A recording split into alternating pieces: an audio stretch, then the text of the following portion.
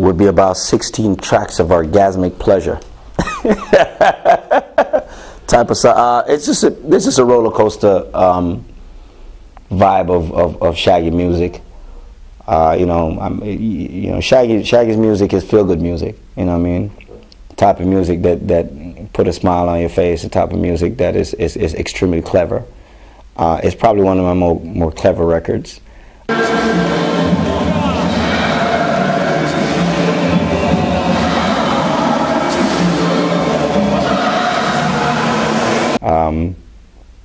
There are different types of songs. They talk about relationship. There's songs about they're religious songs. They're your roots type of songs. And there's always the female songs. That synonymous to every Shaggy record.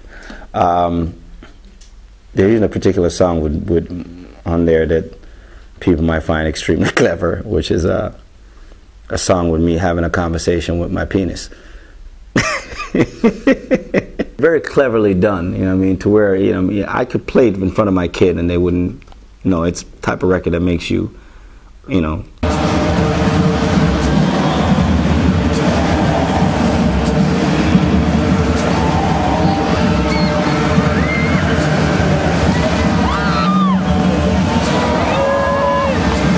There's a couple of new musicians that I work with. Majority of it is my original team: Sting International, Robert Livingston, and then there's people like Tony Kelly, which I've worked with from as far back as the Bombastic album.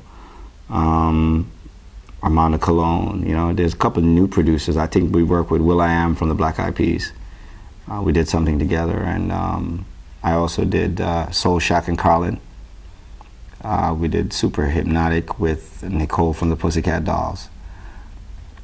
And then we have Olivia from G Unit, which is on the first single. And so that should be, that's pretty much sums it up. But it's a body of work that I've been working on for the last, somewhere around, almost 2 years now.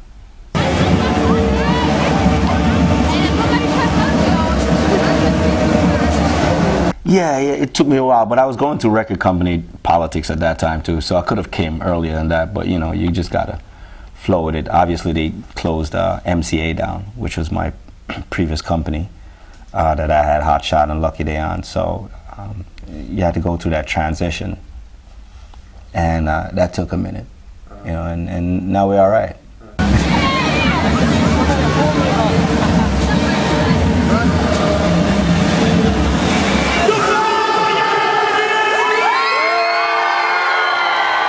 There's a big difference between people who make beats and producers, and I think that line is sometimes blurry. Because I've worked with great producers, I know what a good producer is. A producer that comes with ideas, a producer that basically gives you an idea of what the song structure is. That basically could spot what melody works with what melody, or what melody complements what melody. What's the right type of music to complement that part of the song. That takes knowing instead of you just playing the beat. You know what I mean? There's some producers that get by because they're beat makers and because they have great artists. So the artist becomes the arranger. You know what I mean? The artist is the person that hears what goes where. And if you always notice, those producers who just make a great beat only hit with the same type of artist. You know what I mean? Because that artist might have it. But Sly and Robbie, for instance, and sitting with a Sly and Robbie, which I did on this track called Close Drop. It's probably about my second or third time working with Sly and Robbie. And these are producers who basically know what goes where, and you click and know what works with how the harmony sound should be, you know what I mean, to give it that sound. A lot of people don't do that. It's a tug war. It's a situation where they might hear one thing one way and you're not hearing it. And at the end of the day, I'm representing the music, so I'm the boss. So as you go along, you find people that complement your style and your music, and those are the people you kind of gravitate to. So I'm not the type that look for the next big producer to go with. You know, I mean, we definitely have to have a chemistry before we start making music.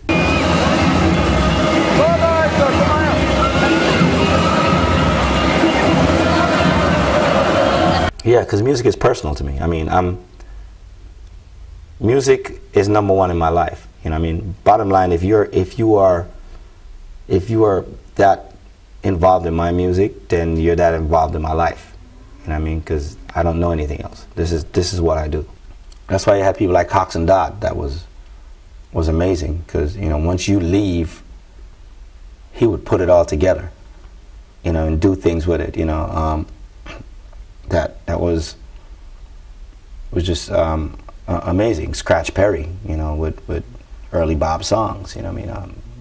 They're great producers. You know, there's certain genius to the whole situation, and I got that in Sting. You know, Sting International, that has done majority of my song. I mean, you know, when I leave Sting with what I give him, I come back, I can hear the difference. There's things that he has done to this music that moved it from this level to this level. Some producers, I don't get that from.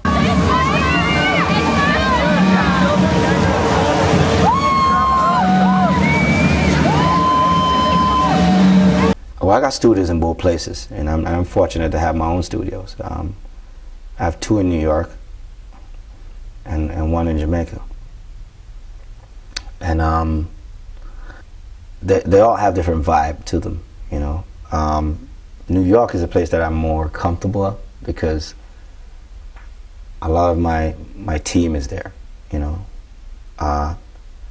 But I also do a lot of great work in Jamaica too, because the studios, we have Big Yard Studios in Jamaica, which is, you know, the biggest studio in Jamaica right now, and certainly one of the more popular ones. And so there's always a lot of DJs and always a lot of singers and producers. So, you know, the vibe is there. So, you know, you get to kind of feel it out.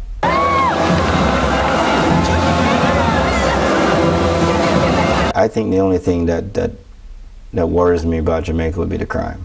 The vibe of the people is still there. The spirit of the people is still there. The spirit of the music is alive and kicking. It is not the same Jamaica that you knew in the 70s or maybe the 60s. It has certainly changed. I think we've lost our culture to the West. Well, it is the West too, but as far as in Jamaica, you used to have one television station, which is JBC. I'm sure it was back in your time. And on JBC, you had like Ring Ding, you had you know, all these Jamaican-style programs. Now it's your MTV and your BET, and, you know, we've countered that a little bit with, you know, RETV and a lot of these local Jamaican channels, music channel, because the kids are so into music. But now you look, a lot of kids in Jamaica, they're wearing football jerseys. You know, American football jerseys. They don't even know what the hell that is really, but it's on MTV, and the baseball bat and hats and all that. And, you know, back in the days, we used to have Turleen on wool and diamond socks and Clark's booty, Ara shirt, rah rah. It's just a different vibe, you know.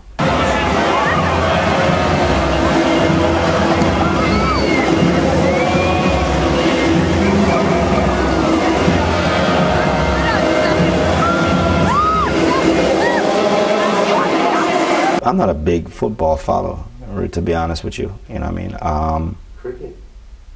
I'm not even a big cricket follower. I follow soccer a little bit better, you know.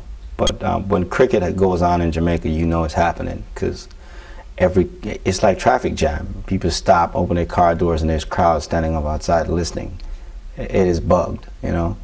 Matter of fact, Courtney Walsh is my next door neighbor in Jamaica. So, you know, I'm kind of surrounded with cricket a little bit.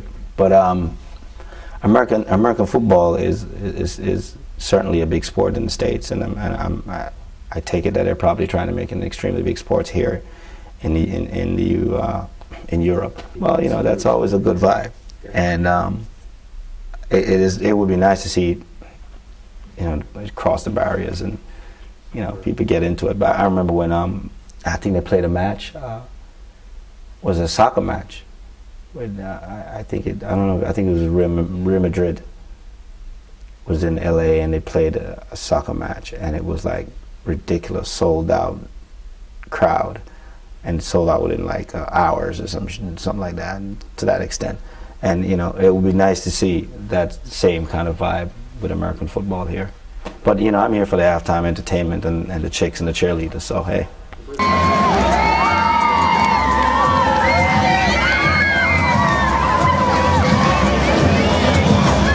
Yeah, I might do a skit of that tomorrow. I might have a wardrobe malfunction.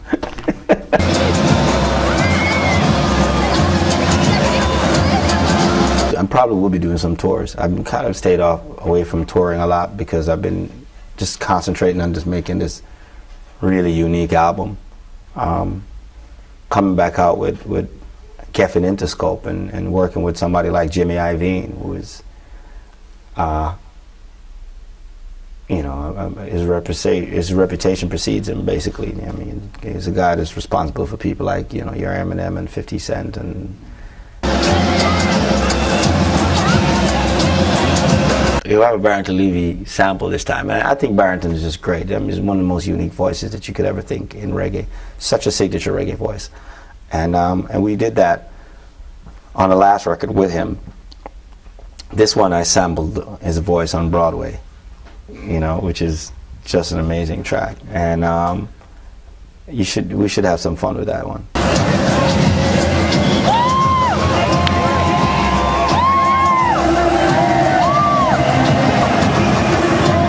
But Barrington is just an amazing cat. I mean, you know.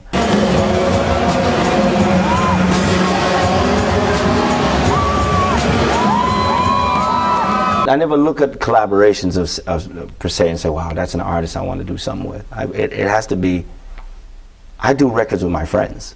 You know, my collaboration with will.i.am was a situation that, you know, I met Will and we were cool, you know.